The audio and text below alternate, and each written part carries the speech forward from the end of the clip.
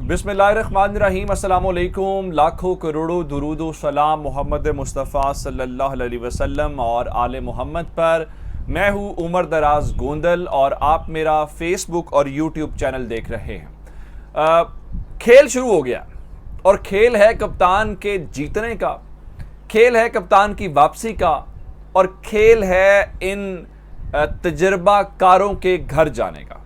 पिछली वीडियो में मैंने आपको बताया कि IMF बात नहीं सुन रहा और IMF से मुराद ये है कि अमरीकी सफीर ने इस हुकूमत का हाथ झटक दिया है। अब वो नहीं है, अब तो जीत का जश्न शुरू हो गया है। कप्तान को फतह मुबारक हो। आज पाकिस्तान तहरीक इंसाफ ने कम अज कम एक बड़ा मैच अपने नाम कर लिया है और 5 नशिस्तें बिला मुकाबला तहरीक इंसाफ के पास आ गई हैं। एक मैनेजमेंट करने की कोशिश की गई थी, लेकिन इमरान खान का कमाल यह है कि वो आखिरी लम्हे तक शिकस्त तस्लीम नहीं करते, कोशिश करते हैं, बार बार कोशिश करते हैं और एट द एंड उनके मुखालिफिन की हिम्मत जवाब दे जाती है और फतह कप्तान के नाम हो जाती है। आप जानते हैं कि इस वक्त पंजाब के अंदर अगर तहरीक इंसाफ को नशिस्तें मिलें तो वो कितनी इंपॉर्टेंस रखती हैं, क्योंकि शहबाज शरीफ के साहबजादे हमजा शहबाज शरीफ को ज़बरदस्ती वज़ीर आला बनाया गया है। और सिर्फ ज़बरदस्ती वज़ीर आला नहीं बनाया गया, बल्कि ज़बरदस्ती वज़ीर आला रखा भी गया है। उनके हल्फ के ऊपर फैसला नहीं होता, मुनहरिफ अरकान डी सीट हो जाते हैं और उसके बाद 5 मखसूस नशिस्तों का मामला आता है तो क्या होता है कि इलेक्शन कमीशन खुद से फैसला कर लेता है। आम तौर पे होता यह है जब जनरल इलेक्शन होता है तो हर पार्टी मखसूस नशिस्तों के लिए अपने अरकान की फहरिस्त देती है और जब उनमें से किसी का इंतकाल हो जाए, कोई डी सीट हो जाए, कोई पार्टी छोड़ जाए तो उससे अगला नाम फौरी तौर पर उसका नोटिफिकेशन जारी हो जाता है, क्योंकि जो वो नशिस्तें होती हैं वो जनरल इलेक्शन की बुनियाद के ऊपर तय होती हैं। वरना तो फिर हर रोज़ ज़िमनी इलेक्शन होते हैं, सीटें ऊपर नीचे होती रहती हैं उसकी बुनियाद के ऊपर, तो आप ये कभी भी नहीं कर सकते। लेकिन इलेक्शन कमीशन जिसके ऊपर तहरीक इंसाफ कहती है कि वो नून लीग का सियासी विंग है, चेयरमैन तहरीक इंसाफ कहते हैं कि chief election commissioner Sikandar Sultan Raja Maryam Nawaz Sharif और हमजा शहबाज शरीफ से मिलते हैं, वहां से इंस्ट्रक्शंस लेते हैं, उसके बाद करते हैं, फैसले करते हैं। जिस तरह से कल फवाद चौधरी ने कहा कि हम ये तवक्को रखते हैं कि वो जो फंडिंग केस हमारा है, जो महफूज फैसला जिसके ऊपर हो गया है,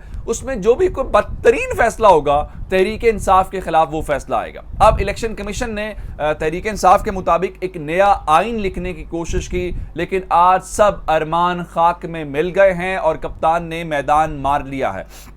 जिन लोगों ने अपने ज़मीर का सौदा किया या उन लोगों ने जिन्होंने कप्तान को डॉज किया और इमरान खान के खिलाफ माहौल बना के शरीफ खानदान से मिले, वो मजमूई तौर पे 25 लोग थे। उन 25 लोगों में से 5 वो लोग थे, आप हैरान इस बात के ऊपर होंगे, वो एक आयशा नामी MPA थी और वो उसके अलावा और इस किस्म की ख़वातीन जो हैं वो मौजूद हैं। अब ये सारी जो ख़वातीन हैं ये मखसूस नशिस्तों वाली थी, उसके बावजूद इन्होंने तहरीक इंसाफ को धोखा दिया। उज़्मा कारदार भी उसमें शामिल थी। अब हुआ क्या है, अब वो जो 5 मखसूस नशिस्तें हैं वो तहरीक इंसाफ का हक है, लेकिन इलेक्शन कमीशन ने उसको रोक दिया। जी पहले ज़िमनी इलेक्शन हो जाए, फिर उस पार्टी पोजीशन की बुनियाद के ऊपर हम फैसला करेंगे। तहरीक इंसाफ उस फैसले के खिलाफ हाई कोर्ट चली गई।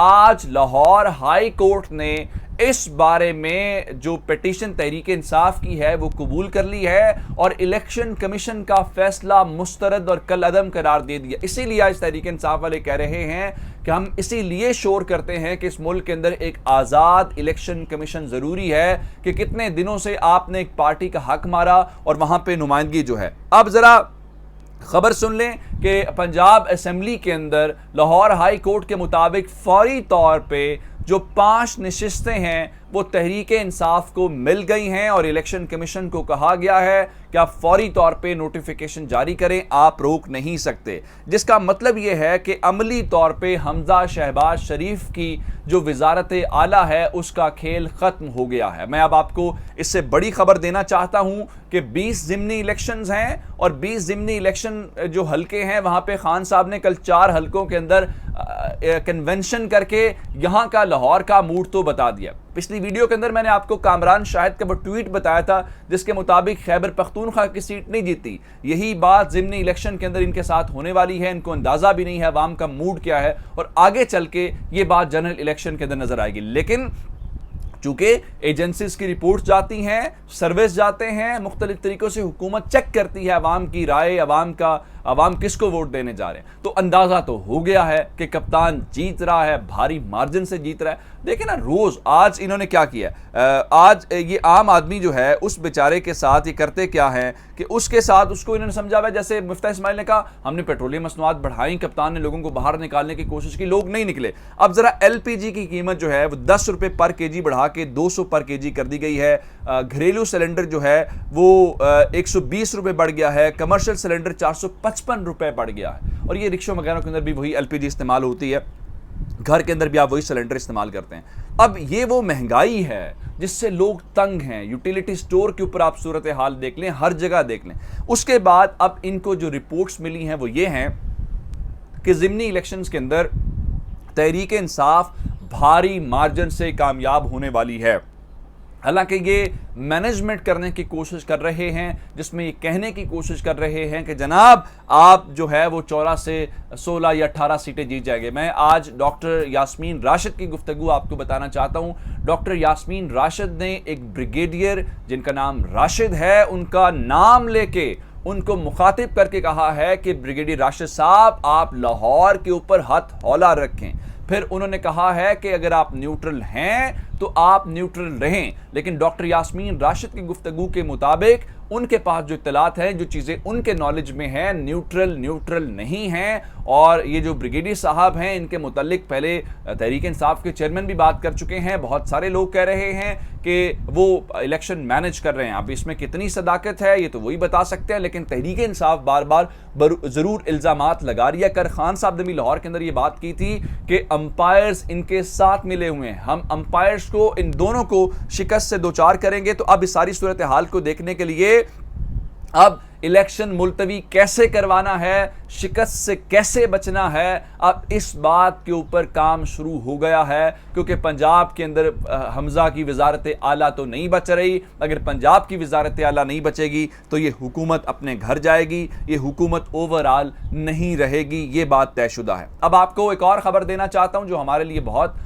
एक शर्मिंदगी का बायस था। मैंने आपको बार बार बता रहा हूं कि चीन ने वहां पे जो एक इजलास हुआ, ब्रिक्स सरबराही 14वां इजलास था, वहाँ पे पाकिस्तान को इनवाइट नहीं किया। मैंने आपको बताया कि हम उनके एलाए हैं। इथोपिया को बुलाया, चीन ने ईरान को बुलाया, बहुत सारे दीगर ममालिक को बुलाया। यहाँ पे हमारी हुकूमत खामोश है। बिलाल भुट्टो जरदारी साहब फरमा रहे हैं जी हमने बड़ा चीन का विजिट कर लिया, हमने बड़ी बातचीत कर ली और कह रहे हैं हम इंडिया के साथ ट्रेड शुरू करना चाहते हैं, ताल्लुकात ठीक करना शुरू करना चाहते हैं। आज दफ्तर खारजा ने भांडा फोड़ दिया है और चीन भी जाहिर बात है उसी बात के ऊपर है।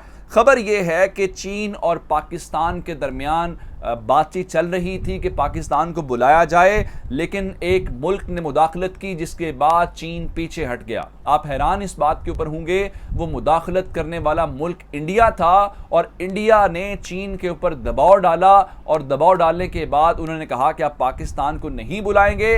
और हमारे सबसे करीबी दोस्त ने, हमारे स्ट्रेटेजिक अलाय ने, जिसके ऊपर हम खड़े होते हैं, हालांकि वही चीन और इंडिया हैं जो आपस में जंग लड़ रहे हैं कॉन्टिन्यूस, आप जानते हैं उस बॉर्डर के ऊपर उनके, लेकिन चीन ने भारत की बात मान ली और पाकिस्तान को दावत नहीं दी। यूं पाकिस्तान इस इजलास के अंदर शिरकत नहीं कर सका जिस इजलास के अंदर पुतिन मौजूद थे, जिस इजलास के अंदर मोदी मौजूद था, दीगर सारे लोग मौजूद थे।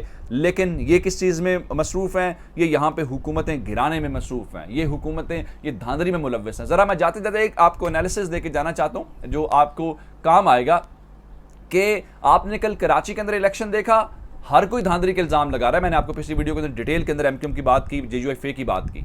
पंजाब के अंदर तहरीक इंसाफ, मैंने डॉक्टर यास्मीन राशिद का आपको बता दिया कि वो ब्रिगेडियर साहब का नाम लेके कह रहे हैं हाथ हौला रखें। तहरीक इंसाफ की हुकूमत के अंदर भी कल इलेक्शन हुआ है। आपने ANP को या किसी को ये कहते सुना है कि तहरीक इंसाफ ने मशीनरी इस्तेमाल की है, तहरीक इंसाफ ने धांधली की है, कोई दंगा फसाद किया है? ये होता है पॉलिटिकल स्पिरिट, ये होता है स्पोर्ट्समैन स्पिरिट, ये होता है मुकाबला करना और मुकाबला करके जीतना, जो इनके करीब से भी नहीं गुजरा। अपना बहुत सारा ख्याल रखिएगा। खुदा हाफिज।